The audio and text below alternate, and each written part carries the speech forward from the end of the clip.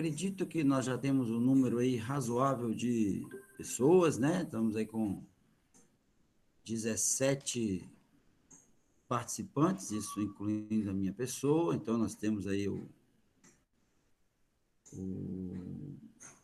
a Ana Clara. Boa noite, Ana Clara. Clarice, Érica, Eros, Henrique, Leonor, Rafael, Sara, Silvana, Tiago Souza, Tiago Gonçalves, né? Trantierre, a Vívia e a Vanessa. Pessoal, só me responda uma coisa: todos vocês são do curso de administração? Só para me nivelar aqui minha exposição. Sim, senhor. Ok. Apareceu mais 3 cabelos brancos aqui na minha cabeça com esse sim, senhor, que você falou aí, o Henrique. Mas tudo bem. Vamos lá.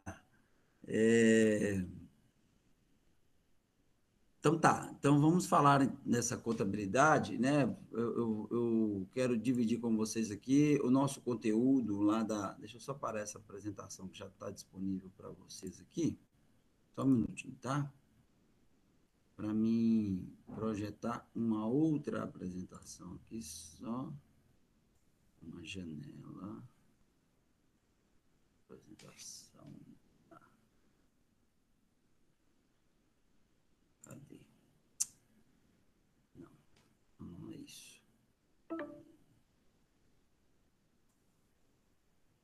Apresentar a tela. Só um minuto, pessoal. Opa, permito sim.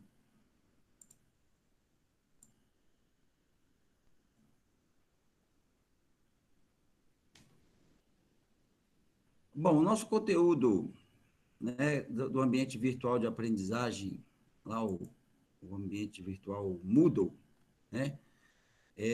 Eu deixei disponível para vocês uma apresentação, e aí eu queria saber como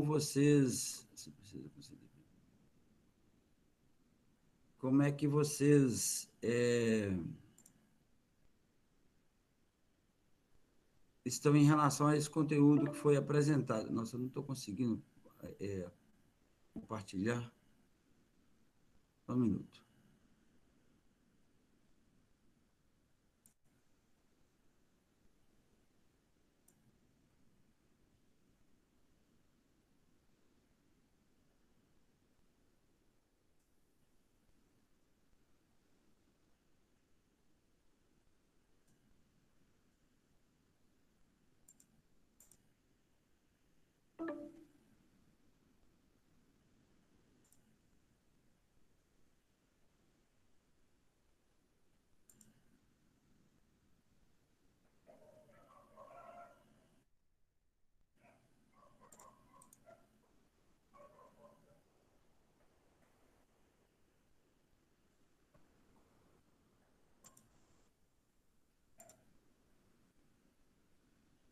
Gente, só um minutinho aqui, porque o negócio desconectou aqui, tá? Só um minuto.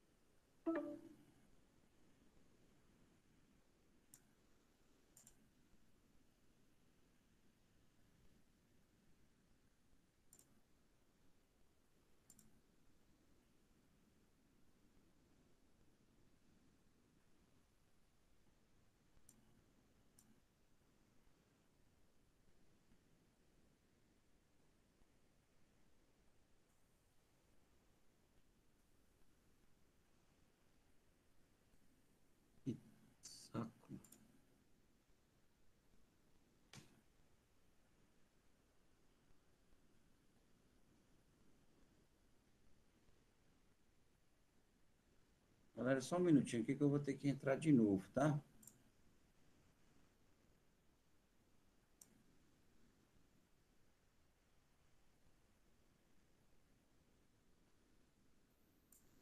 Eu não estou conseguindo compartilhar a tela, só um minuto. Aqui, acho que eu achei o problema.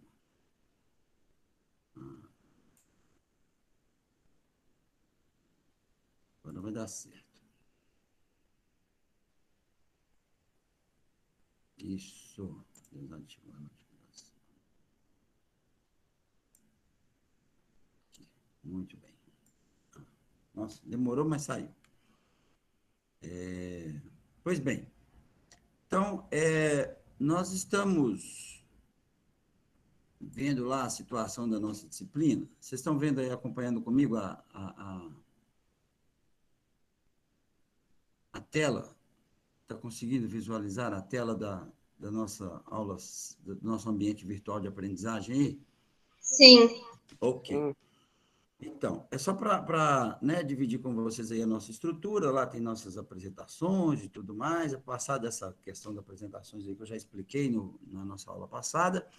Então, aí esse conteúdo aí, né, o bloco de conteúdos, o bloco da unidade 1, tem essa apresentação aqui narrada e comentada que trata da contabilidade geral. Então, eu tentei organizar aí os conceitos, né, e tudo aquilo que diz respeito à introdução à contabilidade, tá? E aí eu espero que vocês tenham digerido esse conteúdo aí para a gente poder fazer nosso encontro render hoje. Concomitante a isso, né, e aí de modo auxiliar, eu apresento para vocês 2 videozinhos que como se fosse uma síntese, um resumo de 2 livros essenciais para a gestão, né, toda vez que a gente trabalha com administração financeira, gestão de recursos, própria contabilidade ou administração de um modo geral. Então, a gente tem muito essa orientação, né, guiada por esses 2 livros, essas 2 obras aí, que está nesse material de apoio número 1 e número 2, tá? E aí é sobre isso nós estamos discutindo aí, já tem inclusive uma abertura que eu fiz para vocês hoje aí, e na segunda-feira, né, propondo para vocês aí a discussão no fórum dos conceitos, os conhecimentos e aquilo que vocês entendem ou deixaram de entender por contabilidade, tá? Então, com base nisso, nós vamos tratar até aqui, tá bom? Nossa aula hoje ela vai até aqui, e aí fica aí o balanço patrimonial para o nosso próximo encontro, já agendado para a próxima quarta-feira, tá?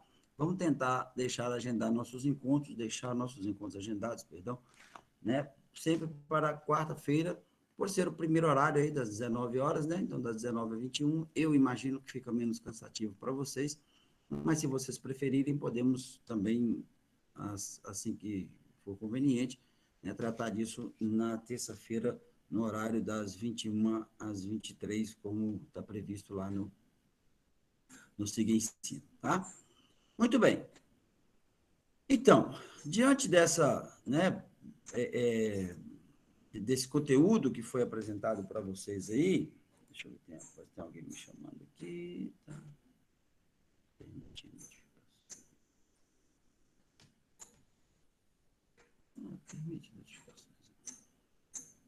Então, diante desse conteúdo aí, vai perdoando, porque como, né, os recursos, na verdade, o único recurso que nós temos é esse, e nós não temos ninguém para poder fazer a parte técnica, né? Então, aqui o professor ele faz a parte técnica, ele faz a apresentação, ele faz a discussão do assunto, faz a gravação da aula. Então, múltiplas tarefas num único momento, tá? Mas, enfim, então, o nosso primeiro conteúdo aí, né, nós temos inicialmente a proposta dos 2 vídeos, das 2 videoaulas aí, né, não chega nem a ser uma videoaula, né? Seja um material de apoio.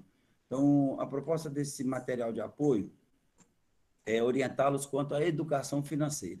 Então, o primeiro vídeo fala ali do Pai Rico, Pai Pobre, né, uma obra muito conhecida aí no ramo da administração, de um modo geral, né? Quer seja administração pública, administração do setor privado, enfim. Né? E esse livro, essa obra, ela tem ali, traz inicialmente o básico, ali, lições básicas de como lidar com o dinheiro, né? Ou seja, aquela proposta de aprender a fazer o dinheiro trabalhar para você. E é importante a gente observar lá na apresentação do autor e comentarista, né, do vídeo, que ele faz uma diferença entre ativos e passivos, mas uma diferença entre ativos e passivos distante da contabilidade. Inclusive, ele fala isso, né, para você separar a proposta de ativos e passivos daquilo que a contabilidade efetivamente apresenta, né? Então, a proposta dele está muito mais voltada para o dia a dia, o dia a dia do universo financeiro, né? Do que necessariamente a escrituração contábil, como nós vamos falar aqui nessa disciplina, tá? Mas aí a gente vai tentar fazer um link, tá bom? Vocês vão entender no final que, em suma, né, tudo é a mesma coisa. Porque, segundo, né, a própria interpretação dada pelo o autor do vídeo, né, e que não está equivocada de um modo geral, né, essa parece ser a proposta exata do livro, né, tratar ativo como tudo aquilo que traz dinheiro para o seu bolso, né? Mas, essencialmente, aquilo que nós, da contabilidade, chamamos de bens e direitos, nesse aspecto aqui, são bens e direitos sob a ótica da renda, né? Ou seja, aquilo que deve trazer renda e não despesas, né? E o passivo é tudo que tira dinheiro do seu bolso, né? Ou seja, são obrigações sob a ótica da remuneração. E aí talvez seja esse o ponto de convergência, né? Entre nós e o autor aí, que nós vamos aproveitar para encaixar o pensamento contábil também nessa leitura aí, né? Então, lá, por exemplo, ele diz assim, um veículo, uma casa, uma fazenda, enfim, né, os bens de um modo geral, devem ser considerados como ativo? E aí, o que vocês pensam a respeito disso? Né? Antes de responder essa pergunta, eu vou provocá-los com outra pergunta. Em geral, né, quando você escolhe um curso de graduação, um curso de capacitação, um curso de formação, é natural que a gente tenha um propósito. Então, eu pergunto para vocês assim, para que vocês estão fazendo um curso de administração? Qual que é a expectativa de vocês? Onde vocês desejam trabalhar após alcançarem o título de bacharéis em administração? Numa empresa? Numa multinacional? Vocês vão prestar consultoria? Pretendem ser professores? Talvez, quem sabe, né? Passar em um concurso e assumir uma repartição do setor público? Atuar na gestão pública? E aí, o que vocês me dizem? Alguém se habilita? Professor, me habilita aqui. Fica à vontade, então, querido. Eu trabalhei como comprador durante 2 anos. Eu gostei muito e vi a possibilidade de consultoria. Se eu conseguir chegar num nível de estudo muito bom para conseguir prestar consultoria para alguma empresa, é algo que eu almejo sim.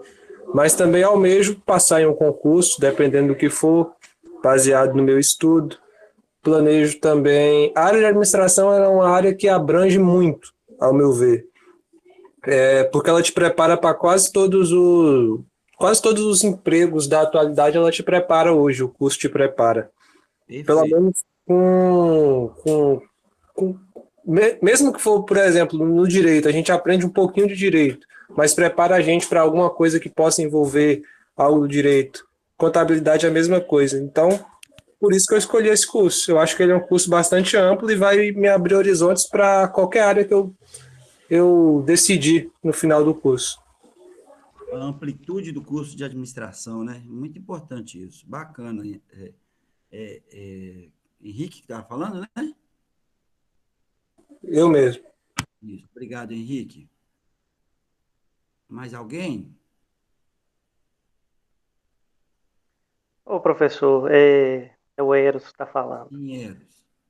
É, meu foco é exclusivamente aumentar minha renda de capital, aumentar meu patrimônio líquido, meu patrimônio total, uma vez que já sou formado em outra área Você é e, formado em quê? e já eu sou médico Opa, veterinário e, mas sou servidor público porque eu já passei em concurso público e assumo uma repartição, na verdade, uma autarquia do nossa, Estado, cara. o Instituto Mineiro de Ó, Agropecuária. o Mas é aquela coisa, o seu se a exemplo gente talvez não seja um dos conhecer os, melhores para mim aqui hoje, mas vamos lá. Nós vamos se a saltar do gente não empreendedorismo, conhecer né? Vamos saltar do foi esse. empreendedorismo do Eros para a função pública dele. Beleza, muito bom. Pois então, se a gente não conhece o básico a fundo, a mola que engrenagem, né? Aquela que faz mover a engrenagem, os princípios básicos, a gente não adquire essa capacidade, né, técnica até de conseguir aumentar. Tudo que aprendi foi com a vida, com o curso de veterinário, que nunca ensina você essa parte financeira. Você aprende a É, fazer mil e outras coisas, mas a parte financeira, de gerir negócio, de investir em ativos, ter lucros em bons negócios, avaliar planilhas de empresas. Isso aí a gente é o que é meu foco no curso, certo? É por aí. perfeito, bacana. Você falou uma palavra, a gente costuma dizer uma palavra-chave, né?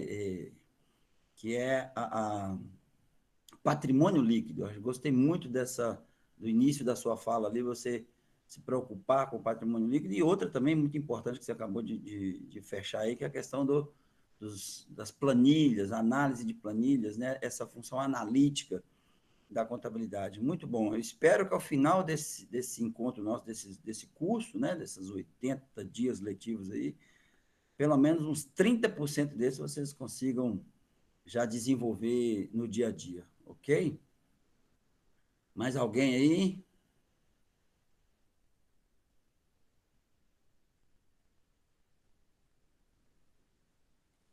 Bom, beleza, então.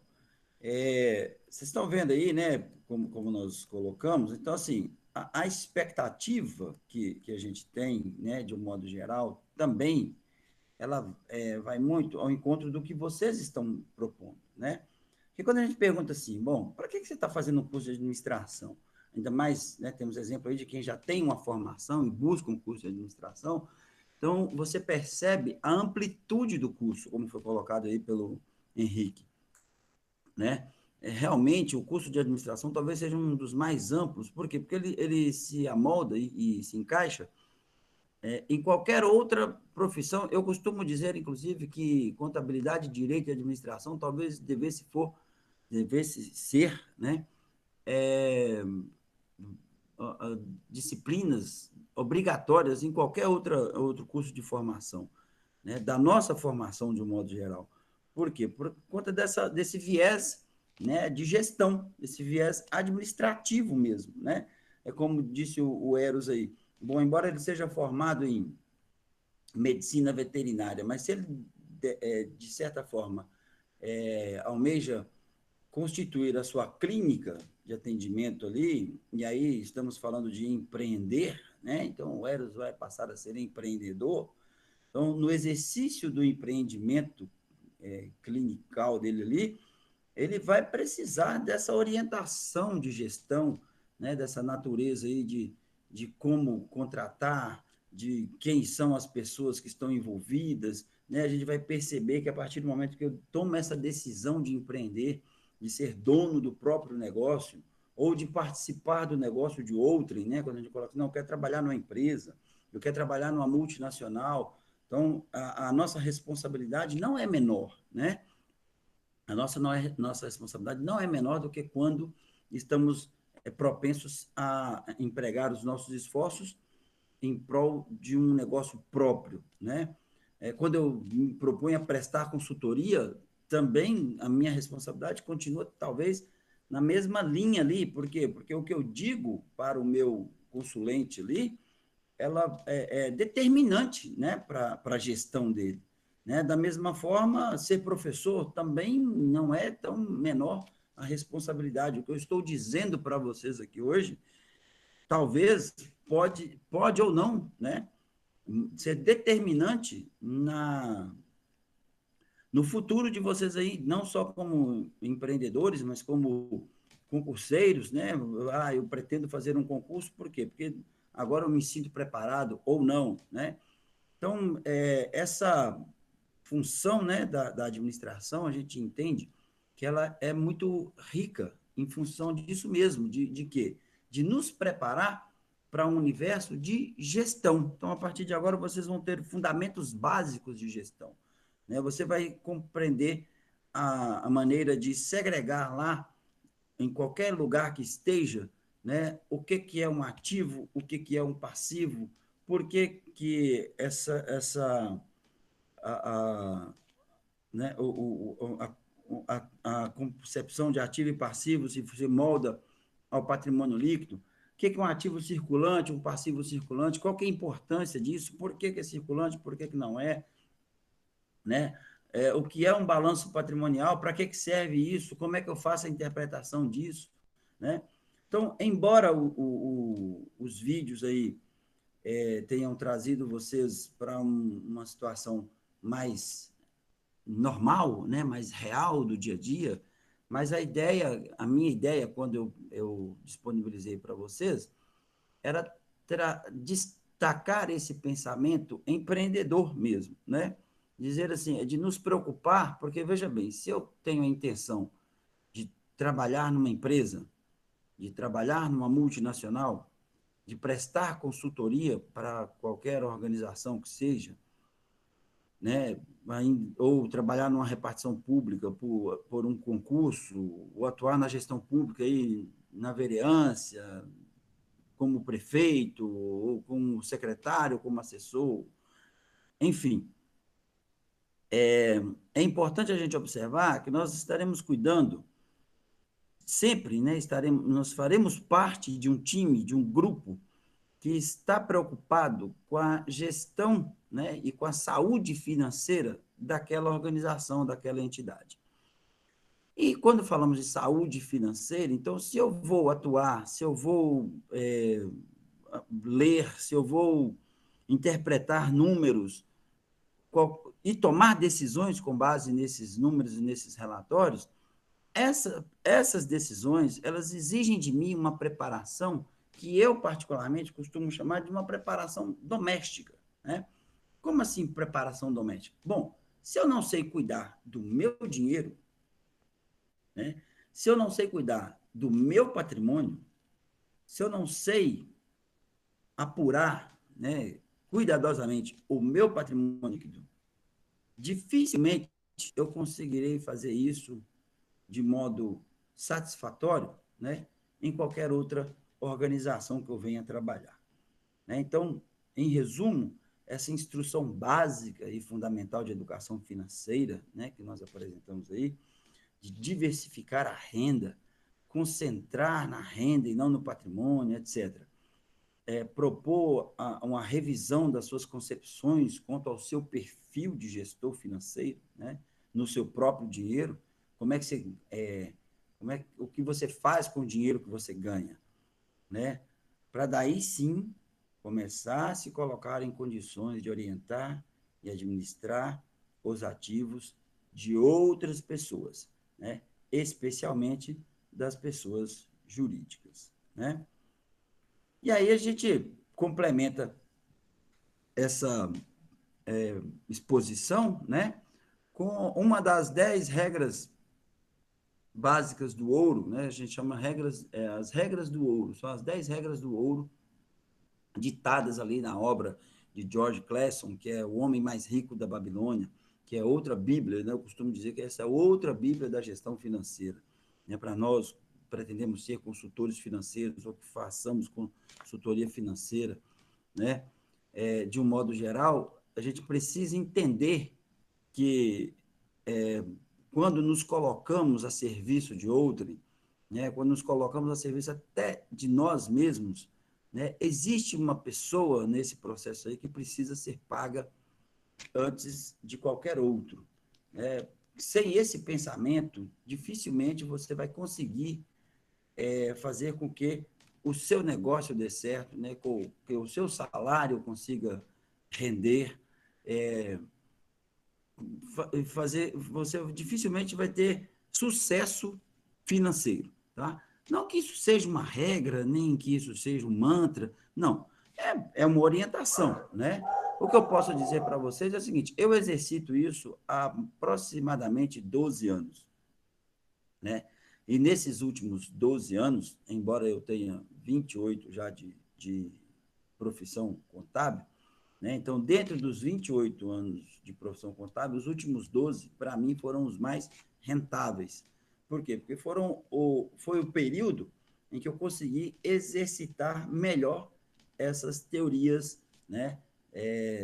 E tornar essas teorias práticas ao ponto de me dar o resultado que eu administro hoje. Isso do ponto de vista pessoal, né? Então, eu posso dizer para vocês assim, dá certo, né? Mas exige muita disciplina, tá? Mas é muita disciplina mesmo. Exige abdicação de muita coisa, né? E esse período em que vocês estão vivendo, que eu digo esse período que vocês estão vivendo, que eu já passei por esse período, né? Todos nós, de uma certa forma, passamos. O período da juventude é o período em que a gente menos se apega a esses preceitos, né? Há uma intenção assim muito clara, muito óbvia de que a gente viver o dia pela noite, a noite pelo dia, e deixar acontecer naturalmente, né, como diz a própria música. Mas, à medida que você vai amadurecendo, e inclusive vai tomando algumas marteladas do dia a dia, né, na vida, você vai percebendo o quanto que essas teorias são importantes, né, ali na sua formação. Então, já que vocês estão tendo oportunidade, já que vocês buscaram essa formação, né, uma formação rica, porque é um curso superior, né, então, que tenham aí já a oportunidade de começar a exercitar essa educação financeira, né? É claro que para a gente falar disso seria um módulo à parte, um curso em separado. Eu até oferto esse curso nos seminários e semanas acadêmicas que as turmas fazem aí na universidade, na UFVJM, já fiz na Docto, na Unipac também. Sempre que me convidam, eu estou sempre à disposição para tratar desse assunto. Por quê? Porque ele é extenso e é extremamente indispensável e necessário, né? A gente ali ter a oportunidade de vislumbrar a magia da multiplicação do dinheiro, né? A gente fala, o que é a magia da multiplicação do dinheiro? Os famosos juros compostos, né? Coisa que na maioria das vezes o normal é você experimentar a magia do outro lado, né? Não como mágico que faz, mas sim como espectador, porque em vez de você receber juros, você acaba pagando esses juros compostos na aquisição de bens e direitos, de certa forma. Aí. Quando eu falo de bens e direitos, porque se você compra um carro financiado, você paga juro. Opa, ou você no processo de magia da multiplicação do dinheiro, mas para quem está te vendendo o veículo, ou quem está te vendendo o dinheiro, né, necessariamente. Se você faz um consórcio, né, é um bem, ok, mas você está pagando ali o que eles chamam de taxa de administração, mas nada mais é do que a renda, né, do capital. E renda de capital, para nós, né, a grosso modo, sempre tratamos isso como juros. Né? Pois bem, então essa é mais uma lição aí desse conteúdo, que o vídeo parece ser curto, né? Mas, embora o vídeo seja curto, traz bastante informação para a gente, não é verdade? Se vocês se aprofundarem na obra, e eu digo isso porque eu já devo ter lido esse livro, O Homem Mais Rico da Babilônia, umas 4 ou 5 vezes. Ah, como é que você consegue ler um livro 5 vezes? A partir do momento que você toma aquilo como referência, né, como modelo, normalmente você retorna, você busca, né? Você consulta. Então, o livro ele deixa de ser um romance e passa a ser um instrumento consulente ali. Então, eu recomendo, né, demais para vocês essas duas obras aí, para a gente falar, enfim, do que nós estamos propondo aqui. Pois bem, em contabilidade, né, aí nós vamos contrariar um pouco a proposta da, do pai rico, pai pobre, né, em relação a ativo e passivo, para entendermos contabilmente primeiro esse ativo e passivo, né, e depois nós retomamos essa postura do pai rico, pai pobre. Pode ser?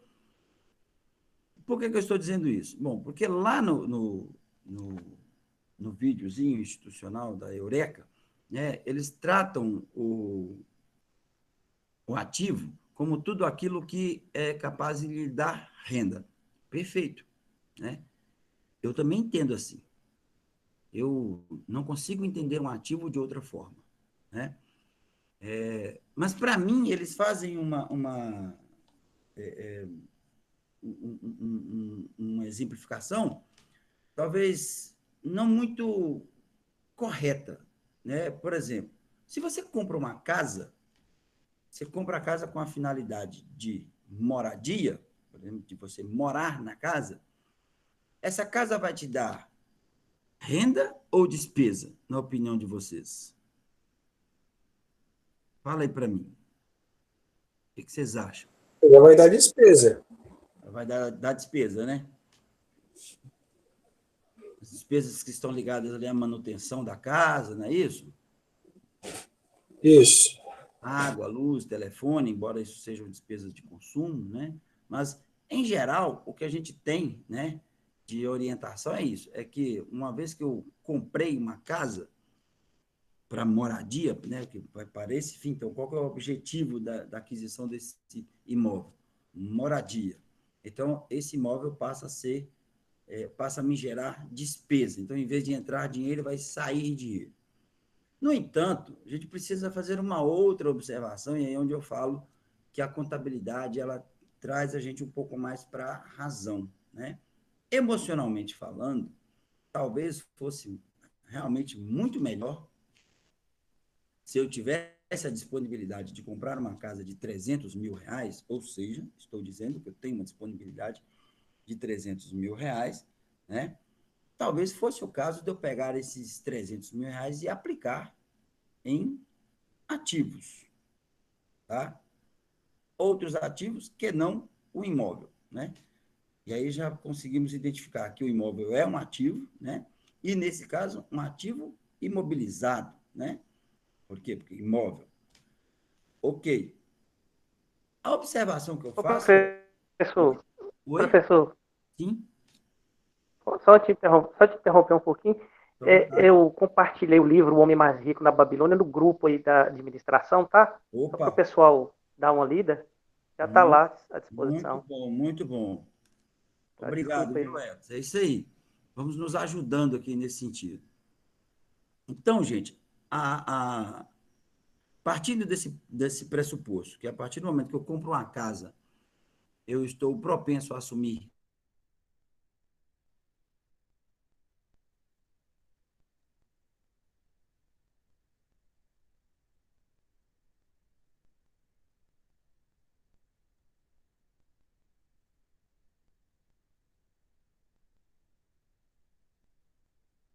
Sim, Né? Tornável, que é o aluguel, por assim dizer. O aluguel sabe. Você pagou o aluguel hoje, daqui 30 anos que é a despesa que chega na nossa do aluguel. Né? Aliás, essas mensalidades que chegam mais rápido, né? A prestação do tênis, a prestação da calça jeans, essas parecem demorar mais do que a mensalidade da TV a cabo, a mensalidade do aluguel, enfim. Por quê? Porque essas são coisas que a gente não percebem, né? É como combustível, por exemplo. Você enche o tanque de gasolina hoje, gastou a gasolina, voltou lá, se encheu de novo, então você não percebe, você não consegue abstrair mesmo aquilo ali, porque ela é simplesmente invisível, né? Assim é a despesa do aluguel, é uma despesa invisível. Você só sabe que tem que pagar todo mês. Do contrário, você não tem onde ficar, né? Então, do ponto de vista do patrimônio, do ponto de vista da segurança, e aí nós vamos lembrar alguns princípios contábeis que eu deixo lá no último, na penúltima tela ali da nossa apresentação, né? A, a aquisição de um imóvel, ou seja, comprar uma casa para fins de moradia, passa a ser mais interessante a partir do momento que eu entendo, né, que eu estou substituindo uma despesa por um ativo, né? E é natural que, em ambos os casos, se eu moro de aluguel ou se eu moro em casa própria, as despesas deste imóvel, elas são as mesmas, né? Tecnicamente são as mesmas, manutenção, consumo, ali tecnicamente são as mesmas. Então, aí vai muito do quê? O que a gente sempre costuma dizer primeiro, o perfil do investidor, né? E segundo, o objetivo do investimento, né? São as duas coisas ali que vão determinar o que é mais interessante aí no nosso investimento, né? Então, de um modo geral, né, o que a gente pode dizer assim, ah, eu, eu, eu acho melhor. Ah, professor, o que é melhor? Investir em no imóvel ou pegar o dinheiro e investir em ações? Depende, né? Eu costumo dizer sempre o seguinte: a palavra-chave é depende. Depende dessas duas situações básicas. Primeiro, qual que é o perfil do investidor? E segundo, quais são os objetivos do investimento, tá? Então, em princípio, nós vamos considerar, sim, né, contabilmente falando, os nossos ativos, né, o ativo de uma organização, o ativo de uma empresa, o seu ativo, né, de um modo geral, ele é representado por bens e direitos, tá? Então, o que são bens e direitos? Tudo aquilo que é tangível e intangível, né? Já vamos se acostumando com essas expressões aí, né, com essas palavras, tá? Então, o ativo, ele reúne o que nós chamamos de bens e direitos, e esses bens eles podem ser tangíveis e intangíveis. Exemplo de bens tangíveis: o imóvel, né, que nós vamos classificar ali como ativo imobilizado, então mais uma palavra para o nosso rol aí de, de, vamos dizer assim, o glossário da contabilidade, né? Veículos, móveis, utensílios, máquinas, equipamentos. Então, se você passar assim rapidamente pela sua casa, né, partindo da premissa que a sua casa seja casa própria, você já vai conseguir organizar o lado A do balanço patrimonial de que maneira? Identificando que a casa é um bem, né? Ah, você foi na garagem e viu um carro, uma motocicleta, um veículo de um modo geral, né? Que o veículo também é um bem, né? Que a mobília da sua casa também são bens, né?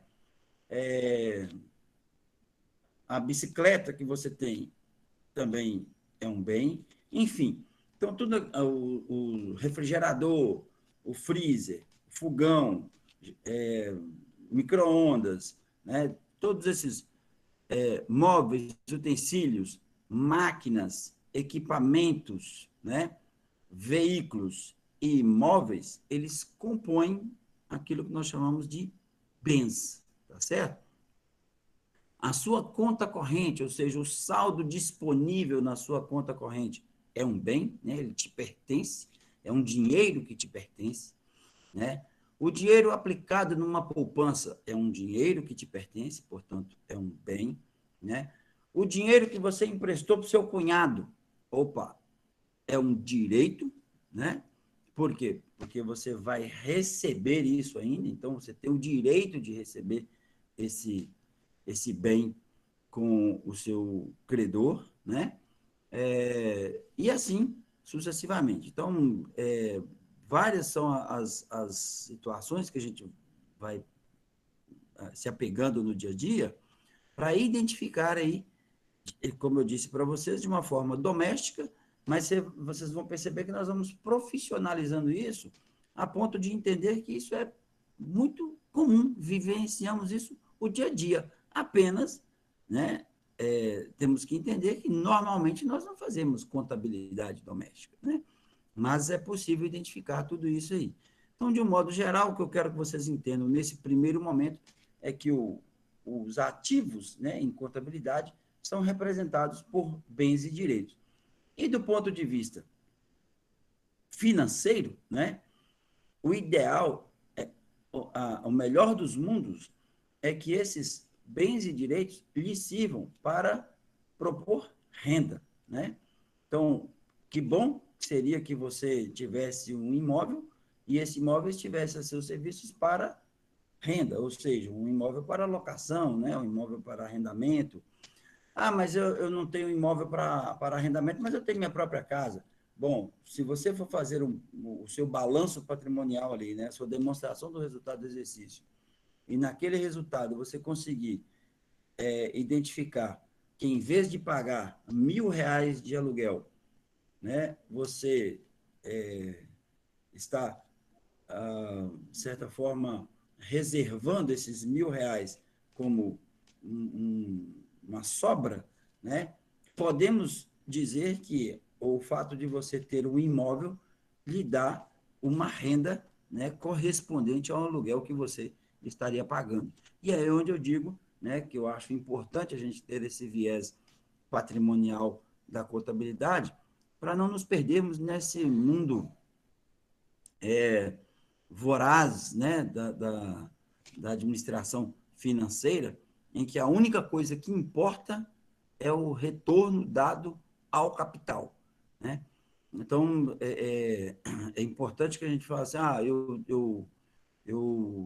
eu quero investir em ativos, mas eu gostaria de investir, pegar os meus recursos e investir em ativos. A primeira regra, vocês vão ver aí nesse livro que o colega de vocês compartilhou com vocês aí, é que não se investe aquilo que que esteja comprometido, né?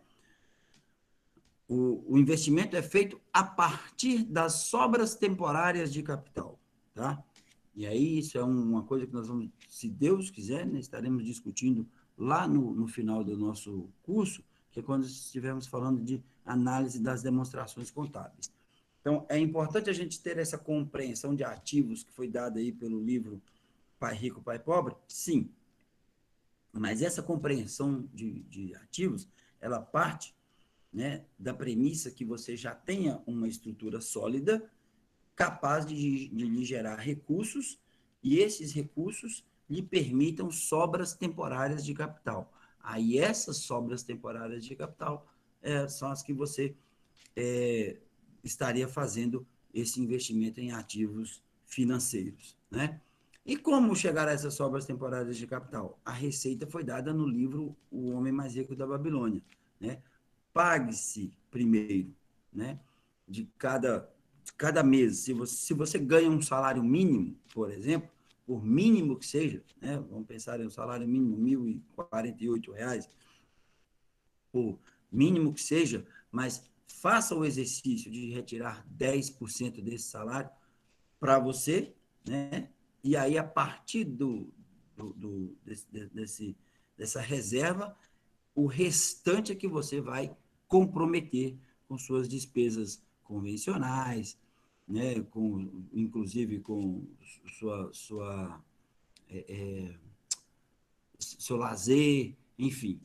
O importante é que esses 10% que você está retirando aí todo mês, a longo prazo, né, eles vão representar aquilo que você vai sistematicamente denominar ali de sobras temporárias de capital, Ok, se por um lado nós temos os bens e direitos, que são os instrumentos, né, que compõem os ativos de uma entidade, de uma organização, né? Por outro lado, nós temos os passivos, né? E o que são os passivos? Nós costumamos dizer na contabilidade que os ativos são as aplicações, tá?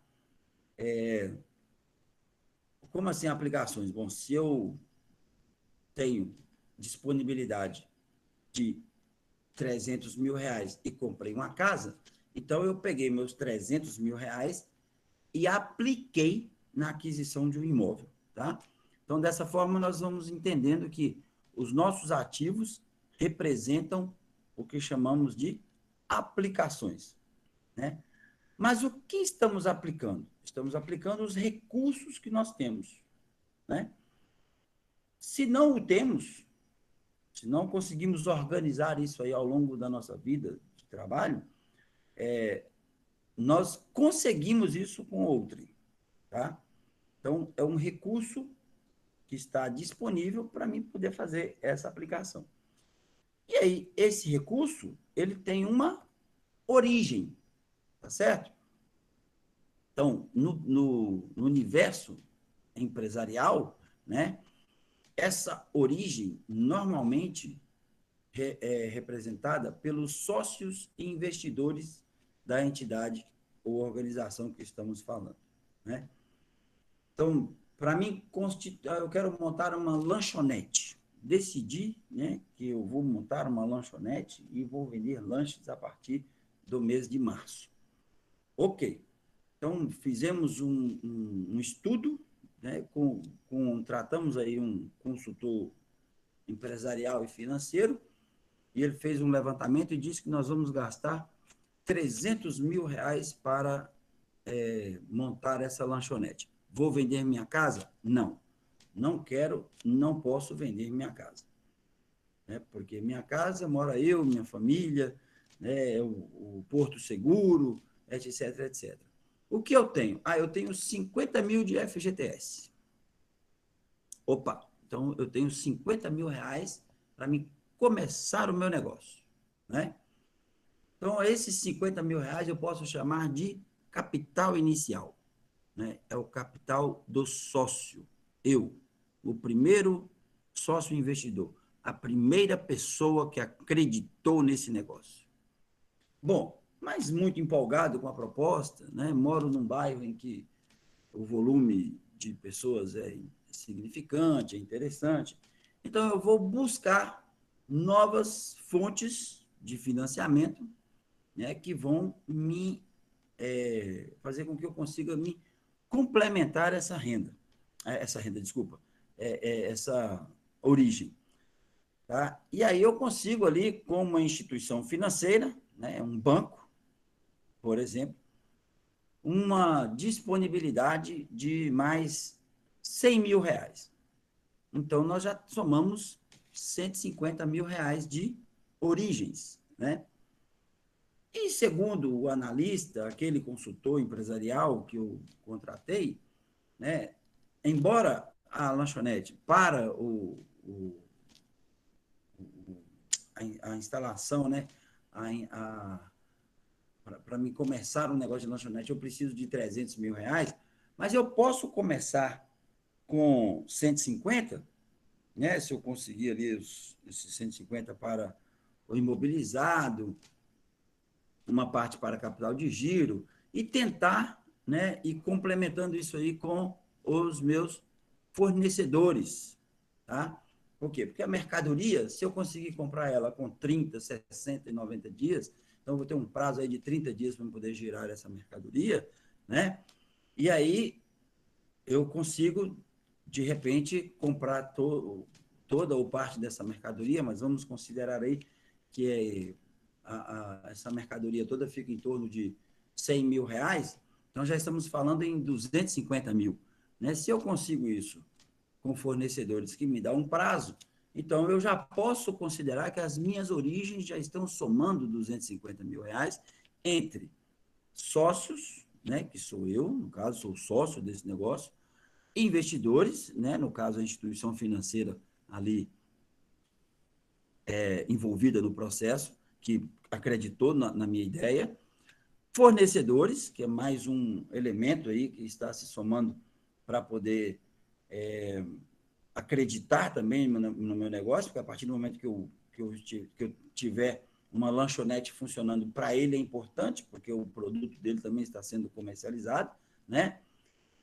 E aí eu vou precisar de pessoas para me ajudar a fazer esse negócio funcionar, que são os colaboradores, os empregados, né? E aí nós vamos dispensar, então, os outros 50 mil que está faltando para esse pessoal aí que está precisando, que eu estou precisando para fazer com que a minha empresa, né, efetivamente aconteça. Bom, mas esse pessoal não vai me custar mais do que 25 mil reais. Ok, então nós temos 275 mil reais e os outros 25 mil reais serão as obrigações fiscais e tributárias que eu tenho para com o município, Estado e União. Né? Ok, fechamos então nossa pequena lanchonete aí em 300 mil reais, mas percebam que para que a lanchonete de 300 mil reais aconteça, né, para que eu consiga aplicar 300 mil reais na concepção de uma lanchonete, eu passei, né, a me obrigar a diversas pessoas. Né? Eu passei a me obrigar aqui, primeiro, ao sócio investidor, olha aí o conceito dos 10%, tá vendo? Né? Quem é que essa empresa, que essa lanchonete deve primeiro? Ela deve aos investidores aqui, né? O sócio. O sócio é para que você quer uma lanchonete? Bom, para você pegar esses 300 mil reais e eles terão que gerar o quê? Lucro, né? Que é o pagar-se primeiro, tá certo? Bom, em consequência disso, ou em decorrência disso, você vai saldar o seu compromisso com a instituição financeira aqui, né? Você vai saldar o seu compromisso com a instituição financeira, que a única coisa que ele espera é isso, é rever o capital aplicado, aqueles 100 mil reais, né? Mais a renda desse capital, que é o juro, né? Da mesma forma, o seu fornecedor, né? O que ele espera? Bom, ele te entregou a mercadoria? Ok. Então, você vendeu a mercadoria? Então, me pague pelo preço da mercadoria que eu te entreguei. Né? Os seus funcionários ali, da mesma forma, eles vão trabalhar para você confiando em quê? Que no quinto dia útil do mês, você estará pagando para ele o salário, né? E em decorrência desse salário, por questões legais ali, deliberadas lá no Congresso Nacional e na Assembleia Legislativa, você estará pagando ali PIS, COFINS, ICMS, imposto de renda, contribuição social, fundo de garantia, INSS, etc., que é a participação do que nós chamamos aí de principal sócio do seu negócio, que é o governo. Né? É o único órgão, ou seja, a única entidade envolvida que não emprega nada, mas recolhe o equivalente a 38% dos seus esforços. Né? Mas, em geral, o que nós pretendemos com essa tela aqui?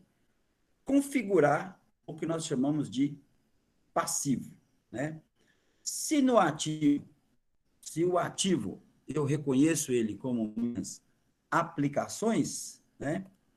O passivo é reconhecido como origens. E aí eu acredito que ficou claro para vocês por que esse ativo é reconhecido como origens. Né?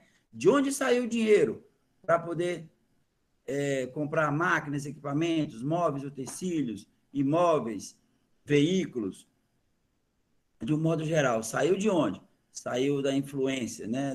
daquele fundo de garantia, da reserva, dos 10% ali que o sócio capitalista, investidor, disponibilizou ao longo de sua vida, né? Então, somou isso com aquilo que o banco emprestou, com aquilo que os fornecedores entregaram, que isso tem um valor, né? Nós precisamos quantificar isso monetariamente, né? A mão de obra empregada no exercício desse ofício aí, também nós precisamos quantificar isso de modo financeiro, né? Isso tem um valor monetário, e as despesas e obrigações fiscais e tributárias também. E aí surge uma palavrinha interessante nesse universo, que o que nós, a princípio, chamamos de origens, né, passam a ser o quê? As nossas obrigações. Né? Como assim, professor, nossas obrigações? Bom, se você comprou a prazo a sua mercadoria, então, dentro de um determinado prazo, você precisa pagar essa pessoa, você precisa pagar o seu fornecedor. Então, você tem o quê? A obrigação de pagar o seu fornecedor, né? Se você contratou mão de obra para a prestação de serviços ali na sua lanchonete, no prazo de 30 dias, mais precisamente no quinto dia útil do mês, você tem obrigação de pagar os salários a essa turma, né?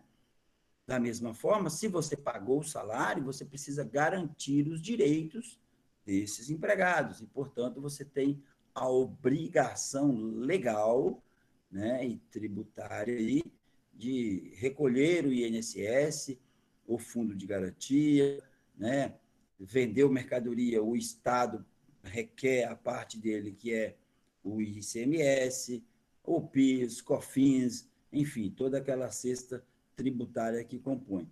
E o banco, né? Não menos importante, o banco também vai reclamar a parcela, né, do capital que lhe foi emprestado, inclusive os juros. Tá? Então, a esse ciclo aqui nós chamamos de passivos. E esses passivos, eles representam inicialmente o que reconhecemos como origens, mas também podem ser chamados de obrigações, tá? Então, só recapitulando, os meus ativos são representados por bens e direitos, ok? E os meus passivos são representados por obrigações, tá? Faltou o que para a gente, pessoal? Faltou fecharmos essa conta, né? Como assim fecharmos essa conta? Bom, se de um lado eu tenho bens e direitos, de outro, obrigações, né? A diferença entre bens e direitos e obrigações, então, bens mais direitos menos obrigações, resulta no que nós chamamos de patrimônio líquido, tá? E, consequentemente, né, esse patrimônio líquido, ele vai formar também o meu passivo, por quê? Em suma, o patrimônio líquido, ele representa a obrigação inicial, né? Quem é a obrigação inicial? O sócio que depositou ali naquela empresa o capital, então ele nunca deixa de ser uma obrigação, né? E todo o lucro, né, sempre, né, essa é a obrigação maior do negócio, do investimento, né? É gerar lucro. Então, esse lucro, ele vai compondo aqui o meu patrimônio líquido e para que a gente possa fazer esse equilíbrio financeiro aí. Então, resumindo, né? Ativo, bens e direitos. Passivo, obrigações. Bens mais direitos menos obrigações é igual a patrimônio líquido. Tá? Aqui nós vamos fazer uma separação muito justa, que é o seguinte. Quando eu falo de bens e direitos, né, eu estou falando de coisas positivas, né? Por quê? Porque eu estou ativando, certo? Então, ao ativar, ou melhor, vamos colocar assim, quando eu aplico 10 mil reais numa determinada máquina, num determinado equipamento na minha empresa, o que eu estou fazendo? Eu estou ativando 10 mil reais. E aí, mais uma vez, fortalecendo o conceito de ativo para vocês, tá? Então, eu acabo de ativar um bem, certo? Em contrapartida, eu devo, né, reconhecer qual foi a origem dessa aplicação, tá? E aí nós vamos entrar lá já na semana que vem, né, se Deus quiser, eu já quero dividir com vocês essa ideia do método das partidas dobradas, que na contabilidade não existe causa sem efeito, tá? Se eu ativei R$ 10.000 a título de máquinas e equipamentos, né, se eu apliquei R$ 10.000 na compra, na aquisição de uma máquina ou de um equipamento, esses R$ 10.000 eles têm uma origem, né? Veio de algum lugar, tá? Que seja do fornecedor, que seja do investidor, que seja do sócio, que seja de um parente que esteja me doando essa máquina, equipamento, mas é importante que eu consiga compreender isso, né? Que todo bem que estiver relacionado ali no meu ativo, né? Todo bem e direito, então ele representa uma aplicação, ele foi ativado em decorrência de uma origem, tá? E a essa origem nós vamos sempre chamar de passivos, tá? Esses passivos, né, essas origens, elas representam aí também, podem ser representadas pelas obrigações dadas pela, pela organização, tá? É importante que a gente compreenda, né, que a partir do momento, quando a gente fala do ativo, basicamente estamos falando da organização pura e simples, né? Vou tomar uma aguinha aqui para molhar a garganta. Que eu digo isso? Bom, o ativo, quando falamos de ativo, estamos limitando, de certa forma, as pessoas envolvidas nessa organização, né? Claro, vocês vão encontrar na literatura aí dizer que o recurso humano é um ativo da organização, né? Mas aí esse é um conceito para a gente trabalhar num universo mais profundo depois, né? Por hora, o que eu quero que vocês entendam é o seguinte: quando eu falo do ativo, e aí eu consigo, com essa pouca experiência que eu tenho em contabilidade, eu consigo entender o ativo ali, eu já estou desenhando um ativo aqui na minha cabeça, né? Eu desenho um ativo como caixa, banco, né? Aplicação financeira, estoque de mercadorias, olha só, isso tudo é tangível, né? Eu consigo perceber isso, né? Se você for pensar, você entrou na empresa, você já vê ali móveis e utensílios, máquinas, equipamentos, mercadoria, a estrutura física dela. Então, a gente consegue ativar isso, mas percebam que nós limitamos isso num objeto, né? Num único objeto ali, que é a empresa em si. Então, é como se eu dissesse assim, então o ativo da empresa é o estado físico dela, basicamente isso, tá? Vamos ficar com esse conceito por enquanto. Em contrapartida, o passivo, ele representa o que na literatura vem sendo reconhecido aí como os stakeholders, né? Ou seja, todas as pessoas envolvidas, né, na composição desse negócio. Vocês perceberam que, embora eu tenha falado de uma lanchonete, né, uma coisa tão simples no nosso dia a dia, né, uma lanchonete, eu paro na lanchonete para comer uma coxinha e tomar uma mate-cola, mas aí você na maioria das vezes, né, você não dá a importância, não, essa importância ambiental, né, digamos assim, da lanchonete, de perceber quantas pessoas dependem daquela unidade empresarial funcionando, né? Trabalhadores, fornecedores, investidores, sócios proprietários, sócios acionistas. pessoas ligadas a essas pessoas que nós acabamos de falar, seus familiares, né? Bancos, instituições financeiras, o Estado, né, de um modo geral, e quando eu falo Estado, eu estou me referindo à União, Estado, município, né? Então, olha a quantidade de pessoas, né, pessoas físicas e pessoas jurídicas envolvidas nesse pequeno negócio que nós idealizamos aqui para vender coxinha e mate-cola, né? Não é tão simples assim. E aí, pessoal, é onde eu falo isso com muita paixão, né? Eu diria que hoje muito mais com razão do que paixão, né? Que é os olhos chegam a brilhar de falar assim da importância da administração e importância da contabilidade nesse universo, né? Sem administração, sem contabilidade, né, esse pequeno negócio pode, de certa forma, comprometer a vida de todas essas pessoas envolvidas. Estão entendendo?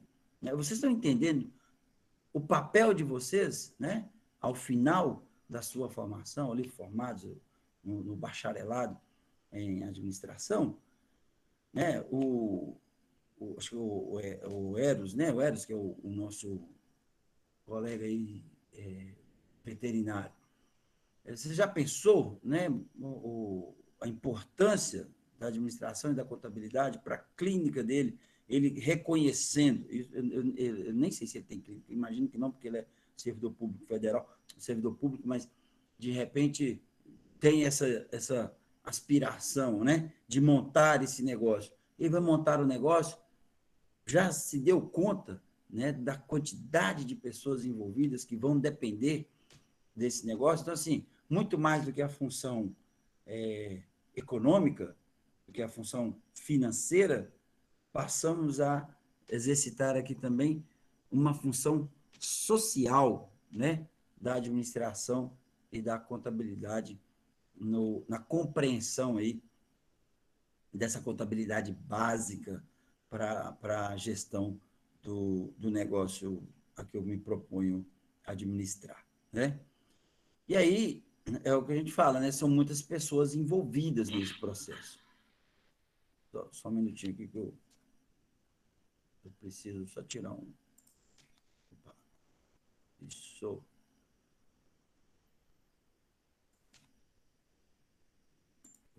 Eu capturei umas telas lá do material que eu falei com vocês, né? E aí já tem a minha exposição lá. E aí ele trouxe o áudio, gente. Vocês acreditam? Ele trouxe o áudio. Bom. Então, assim, em geral, né?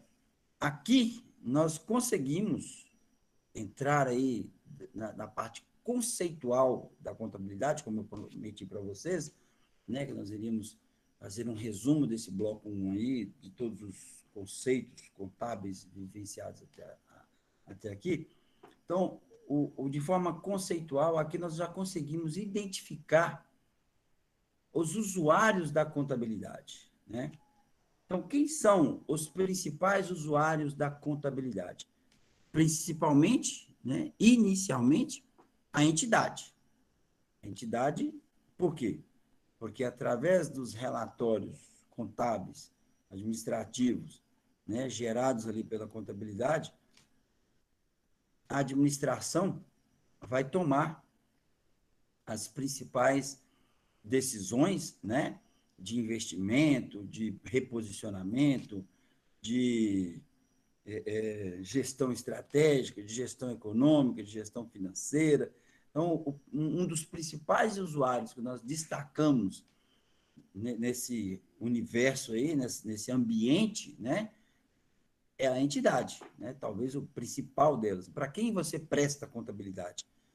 Inicialmente, você, e aí eu falo, né, o contador, né? O contador, ele presta contabilidade para a entidade, tá?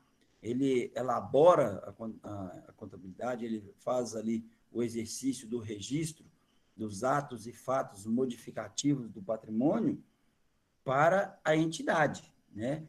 para a administração. A administração de posse desses documentos elaborados ali pela contabilidade, resultados, né, ou resultantes do exercício do registro dos atos e dos fatos modificativos do patrimônio, de posse desses documentos, os administradores dessa entidade tomarão as decisões que irão direcionar essa entidade para o sucesso ou para o fracasso, é claro, dependendo aí, naturalmente, da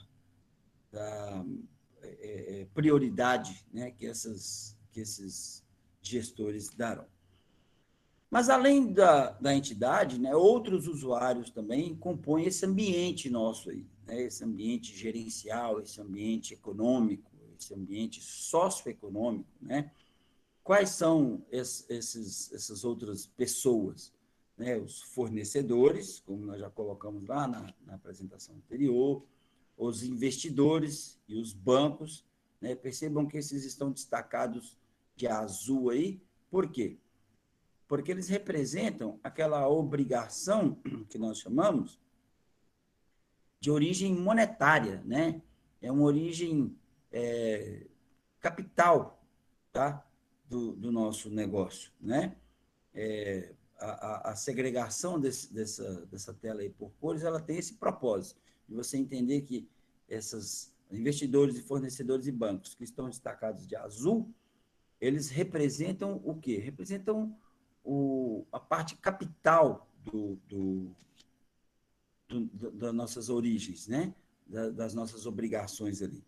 Já funcionários e sindicatos, né, eles representam a parte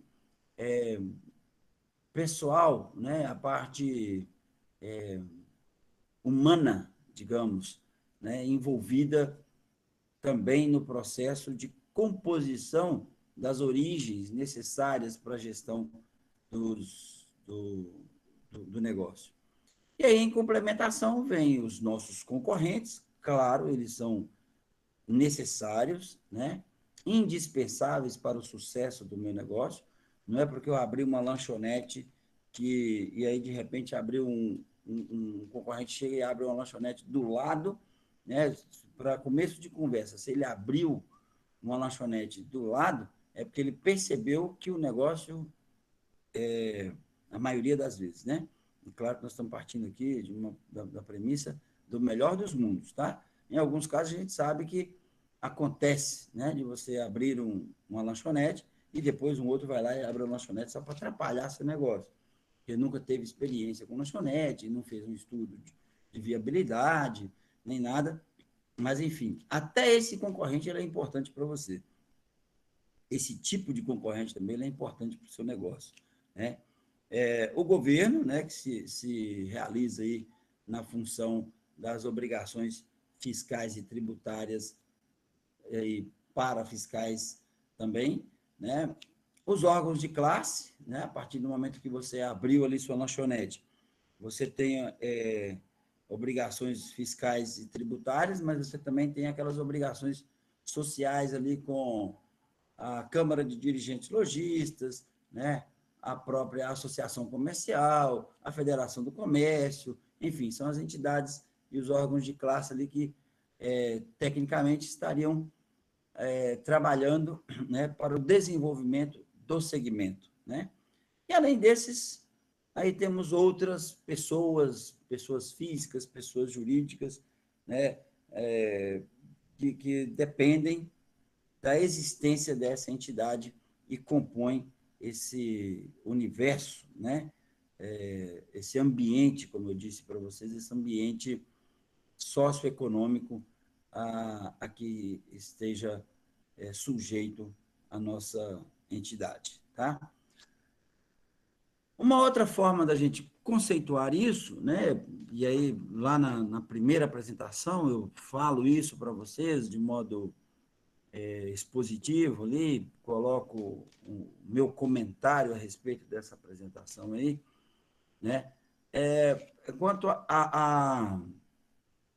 ao objetivo, né, de cada pessoa, né, de cada usuário desse da contabilidade aí, quais são os objetivos dessas pessoas em relação à sua entidade, né? Qual que é o propósito? Lembra que eu falei lá também a questão do investidor, né? Então, os sócios, o sócio, qual que é o propósito do sócio? Eles querem saber se deu lucro, né? Uma vez que eu apliquei meu dinheiro, meu recurso de vida, né, na constituição desse negócio, eu preciso saber se ele deu lucro, tá? Ah, já os administradores e gerentes, eles precisam, de certa forma, tomar decisões, né? Eles precisam tomar decisões e para a tomada de decisões eles precisam de quê? De informações, precisam de indicadores, né? Precisam de elementos que lhe deem ali subsídio para tomar essas decisões, né? Já a contabilidade, ela precisa e vai fazer o quê? Elas vão analisar as provisões a partir do gerenciamento do banco de dados, né, que corresponde, esse gerenciamento de banco de dados, ele corresponde ao quê?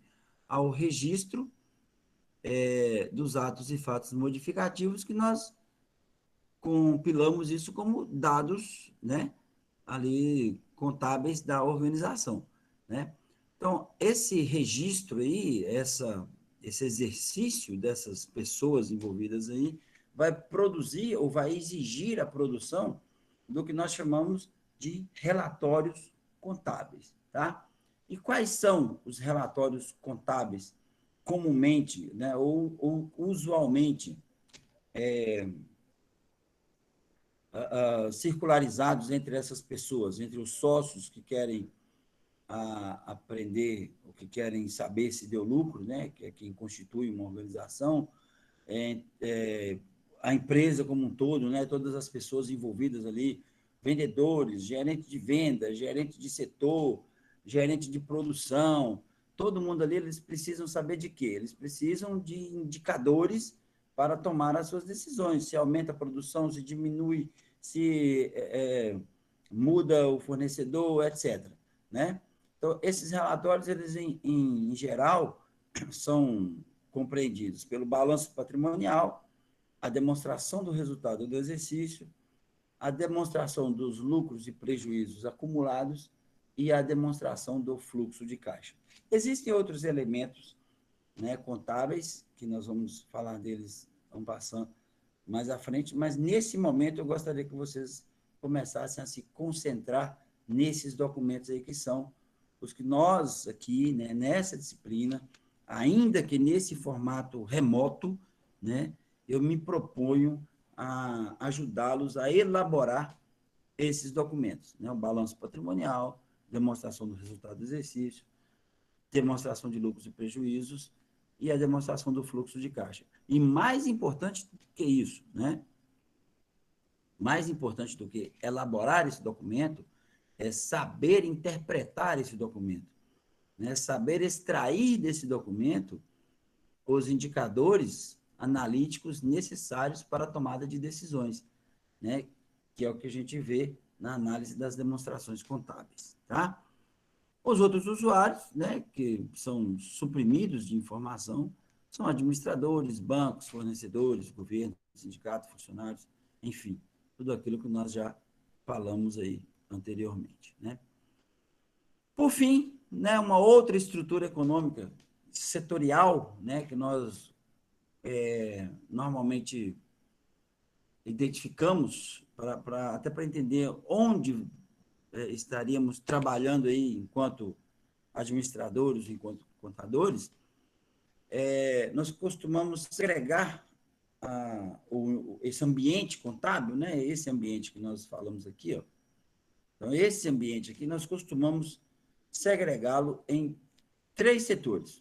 O primeiro setor, representado pelo governo, né, que trata das questões sociais. Essas questões sociais correspondem ao emprego do dinheiro público para fins públicos, né? E aí nós temos a contabilidade aplicada ao setor público, também conhecida aí por muitos anos como contabilidade pública, né? a própria administração pública, né, vai cuidar desse setor aí, desse universo. Tá?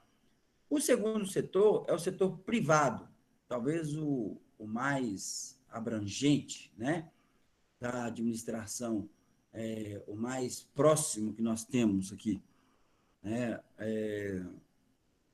que tratam ali das questões individuais, né, a própria lanchonete, que nós acabamos de constituir, né, que eu convidei vocês para constituir aqui comigo uma lanchonete, tá? Muito individualmente, né? Então, é uma questão bem individual, bem particular, né? Bem no setor privado mesmo, que é o dinheiro privado para fins privados, né? Quando eu digo isso, é que a partir do momento que eu me proponho a constituir uma lanchonete, embora ela tenha ali um atendimento público, né? Mas o resultado desse atendimento, o retorno desse investimento, ele tem uma finalidade muito particular, que é dar lucro para os seus sócios e investidores, né? E o terceiro setor, que já, né, exercitando o contrário disso que eu acabei de dizer, né, na maioria das vezes é reconhecido como aquele segmento sem fins lucrativos, né, representado ali por organizações, fundações, entidades de assistência social e associações, né, é aquele setor que usa o dinheiro privado, mas para fins públicos, num sentido mais social. Né? E aí, lá para frente, a gente vai discutir essa questão de com fins lucrativos ou sem fins lucrativos. Né? Porque, de um modo geral, o que nós entendemos é que, independente do setor, seja ele o governo, o privado ou o terceiro setor, né, é importante que ele dê lucro. Tá? Que você entenda isso como superávit ou como lucro, mas é importante que a gente sempre tenha um exemplo, né? O governo. Não se espera que a balança comercial do governo feche em déficit. Né? A gente está sempre procurando vender mais do que comprar, né? Enquanto o governo federal, né? A formação do PIB, né? Do Produto Interno Bruto, ele só o produto interno bruto ele representa exatamente o quê? O resultado positivo do exercício da, da balança comercial do país, né?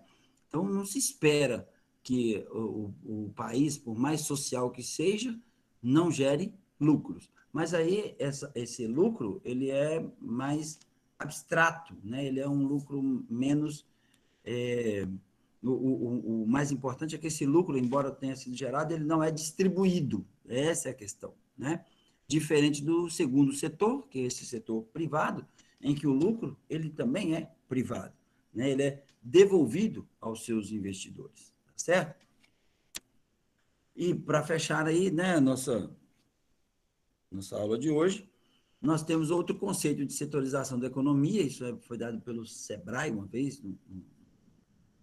na elaboração de um material, que está relacionado à capacidade de produção, transformação e agregação de valor. Tá?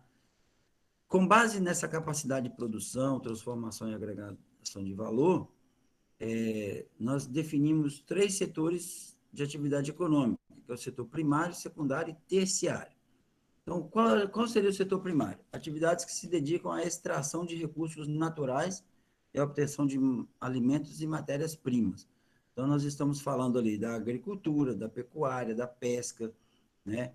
Então, são aqueles setores que estão ligados muito mais à matéria-prima ou o produto in natura, né? Por assim dizer, que é reconhecido aí como nosso setor primário.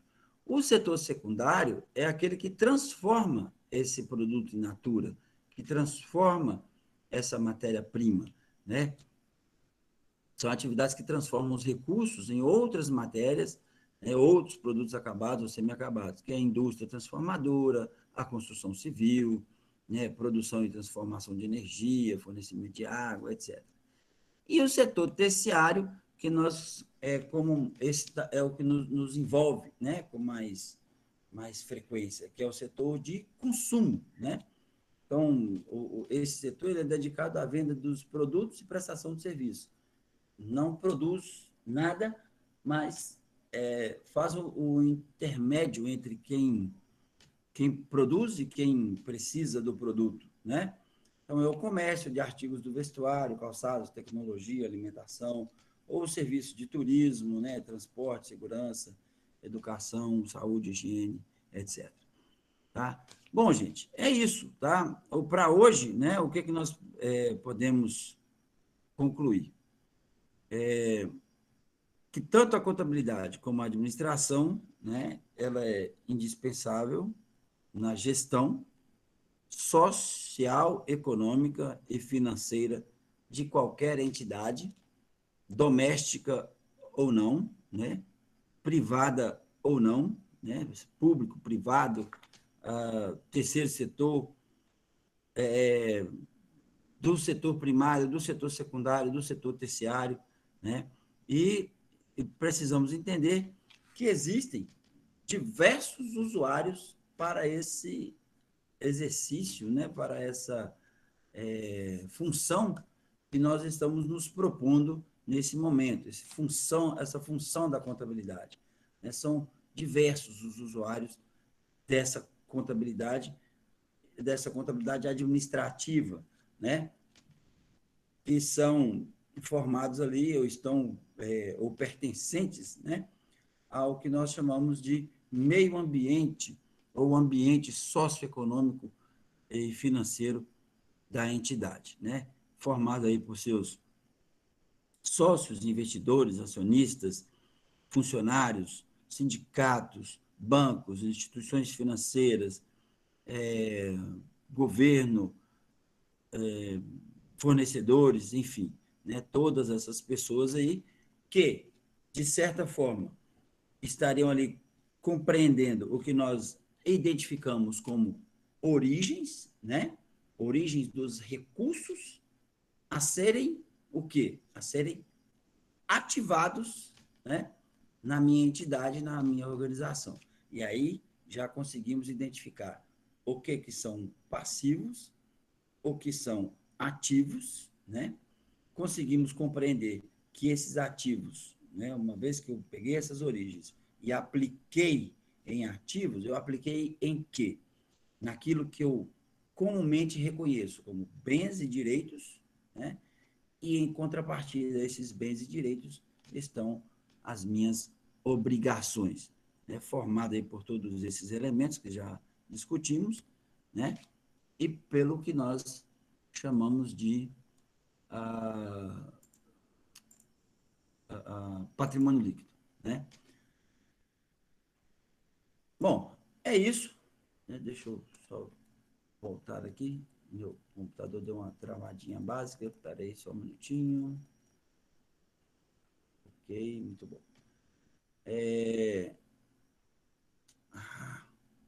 Gente, só um momento, por favor, tá?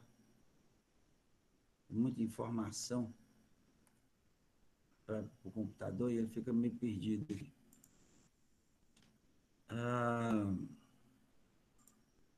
Então, a nossa aula de hoje, né? É isso que eu queria dizer para vocês. Se vocês quiserem fazer alguma observação, alguma ponderação, né? Alguma complementação, tem alguma dúvida, fiquem à vontade. Eu estou aqui à disposição para tentar esclarecer na medida do possível.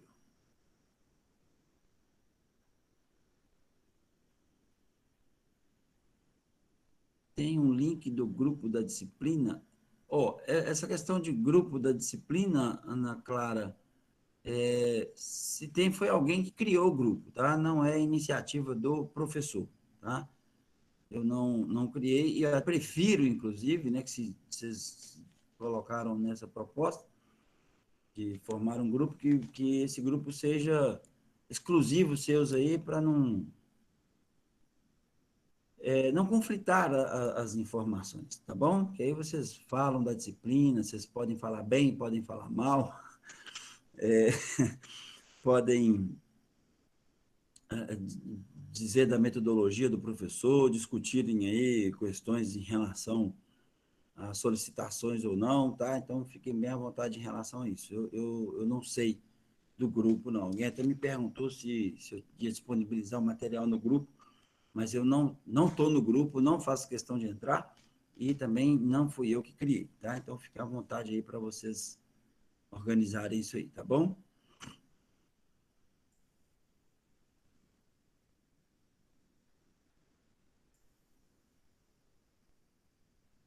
Bom, então é isso, tá? Mais alguém? Não? Eu digo para vocês, normalmente eu costumo contar até 15, né? E se não houver nenhum manifesto, então nós encerramos a aula de hoje, tá? Agradeço aí pela participação de todos vocês, agradeço pela paciência, foi muito bom, inclusive, a interação com alguns colegas, né, de vocês aí, nessa troca de informações, e eu espero que tenha alcançado o objetivo de vocês para a aula de hoje, né, porque eu, particularmente, me sinto muito satisfeito. Tá certo? Boa noite, então, e até o nosso próximo encontro, previamente agendado para a próxima quarta-feira. Beleza, gente? Obrigado, boa Beleza, noite. professor. Boa noite. Valeu, boa noite. Boa noite, tchau. Tchau, tchau. Boa noite. Ô Valério, boa noite. Oi. Você tinha mandado uma mensagem lá no chat falando que você tinha feito 2 incisões. Eu não sei usar muito bem o Moodle, não. Como é Uhum. que eu acho? Aliás, eu vi algumas coisas lá embaixo, rolando a página, né? Só que qual que eu sei que é para fazer? Nossa, eu acabei de fechar aqui o Moodle. Espera aí que eu vou abrir de novo.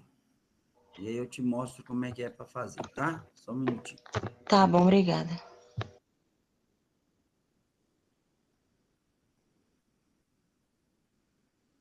Cadê você, Moodle?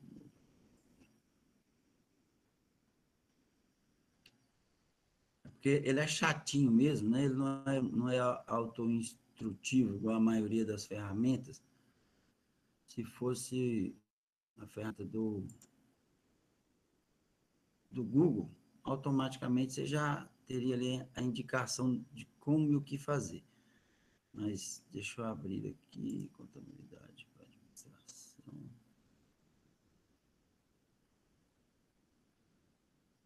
Está aqui, fora de atividades. Bom, deixa eu projetar aqui para você.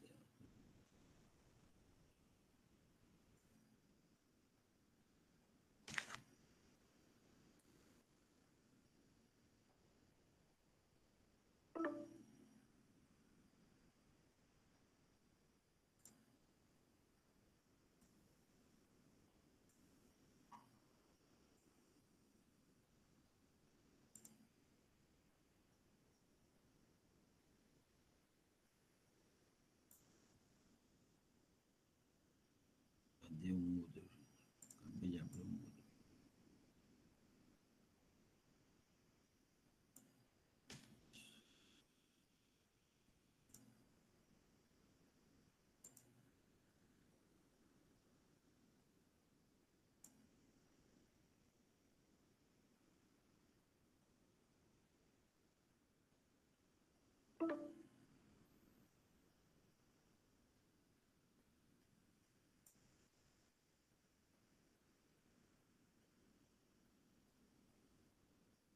Cadê a janela do Moodle?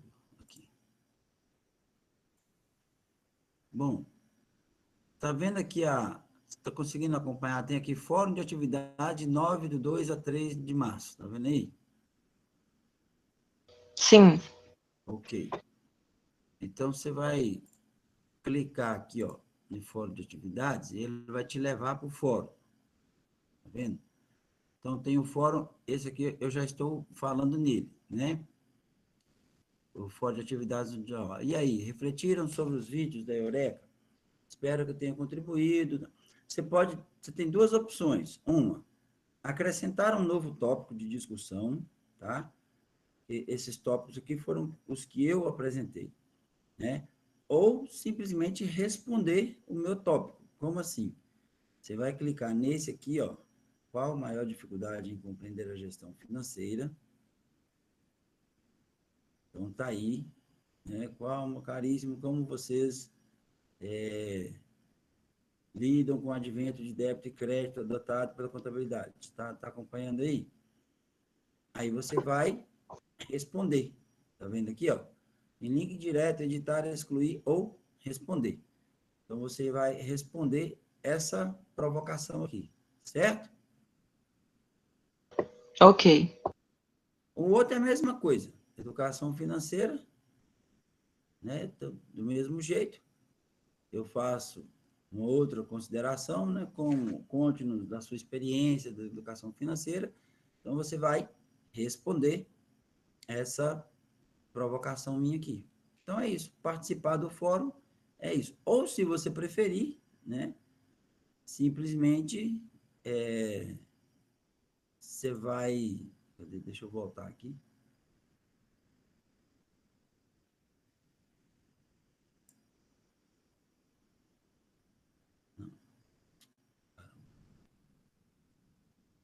Você vai acrescentar um tópico, né? Como?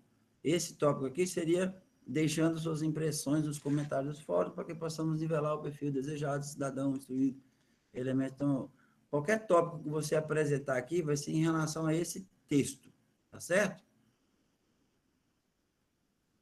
Se você quer responder as minhas perguntas, você tem que clicar em cada tópico aqui e responder cada uma delas. Combinado?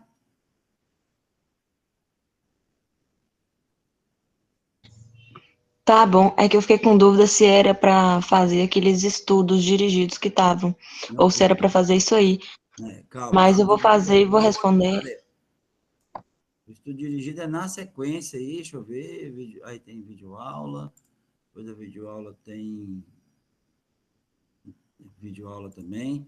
Quer dizer, o estudo dirigido é bem lá para frente, né? Isso, é bem depois, por isso que eu fiquei na dúvida. Depois, tá? Pode ficar. Não, primeiro nós vamos discutir esse material aí todo, para depois, porque o estudo dirigido já é preparando vocês para a nossa primeira avaliação, tá? Então tá, obrigada, Valério. Você tem até dia 31 de março para poder enviar o estudo dirigido. Tá bom? Se você quiser já ir adiantando, fica à vontade. Mas eu acho que ainda é cedo para a gente falar dele, tá?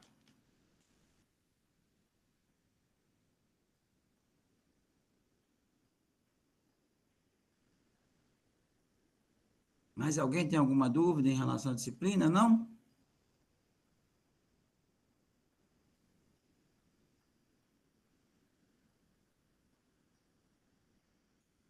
Ok. Então, gente, boa noite, muito obrigado e até a nosso próximo encontro na próxima quarta-feira, tá bom?